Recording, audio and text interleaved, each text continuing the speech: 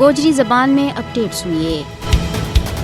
بھارت کا غیر قانونی زیر قبضہ جموں کشمیر میں بھارتی ایجنسیاں نے 20 مارچ سن 2000 نا ہندو انتہا پسند تنظیم راشٹریہ سوائم سیوک سنگھ کا قاتلوں کے ذریعے ضلع اسلام آباد کا علاقہ چھٹی سنگھ پورہ میں 36 بے گناہ سکھاں کو قتل عام کیو، جن کا قاتلانہ آج تک انصاف کا کٹہرا میں نہیں آنے گیو۔ قتل عام کو واقع اس وقت کا امریکی صدر بل کلنٹن کا دورہ بھارت کا موقع پر پیش آیا، جبکہ بھارتی فوج نے دعویٰ کیا تھا کہ اس قتل عام میں ملوث 5 غیر ملکی عسکریت پسندانہ ضلع کا علاقہ پتھری بال میں ایک جھڑپ کے دوران مارے گئے، لیکن بعد میں عدالتی تحقیقات میں ثابت ہوا کہ مقتولین بے گناہ مقامی نوجوان تھا، جنہوں نے بھارتی فوج نے کاران کو گرفتار کر کے جعلی مقابلہ میں شہید کیا تھا۔ یہی نہیں بلکہ ضلع کا علاقہ براک پورہ میں پتھری بال جعلی مقابلہ کے خلاف احتجاج کرنے والا مظاہرین پر فوجیوں نے فائرنگ کی، جس نال مزید کئی بندہ شہید ہوا۔